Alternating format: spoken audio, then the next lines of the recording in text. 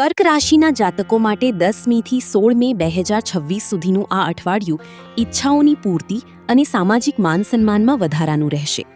અઠવાડિયાની શરૂઆતમાં 10-11 મે ચંદ્રના ગોચરને કારણે તમને ભાગ્યનું સાથ મળશે, જેનાથી અટકેલા સરકારી કામો અથવા પ્રોપર્ટીને લગતા પ્રશ્નો ઉકલી શકે છે. 11 મેના રોજ મંગળનું પરિવર્તન તમારી રાશિ માટે કાર્યક્ષેત્રમાં થોડી ઉથલપાથલ લાવી શકે છે, તેથી સહકર્મીઓ સાથે વિવાદ ટાળવો.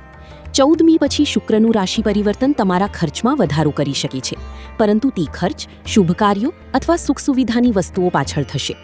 15 મેથી સૂર્ય અને બુધ તમારી રાશિથી 11મા ભાવમાં લાભ સ્થાનમાં પ્રવેશ કરશે, જે આ અઠવાડિયાનો સૌથી મજબૂત સમય છે.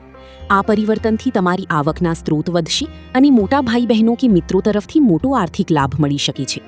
અઠવાડિયાના અંતમાં 16 મેના રોજ શનિ જયંતિ અને અમાસ હોવાથી માનસિક રીતે થોડી બેચેની કે અજ્ઞાત ભય અનુભવાઈ શકે છે, પરંતુ ધાર્મિક કાર્યોમાં મન પરોવાથી શાંતિ મળશે. સ્વાસ્થ્યની દ્રષ્ટિએ આ અઠવાડિયું સારું છે, માત્ર પેટને લગતી નાની તકલીફોથી સાવધ રહેવું.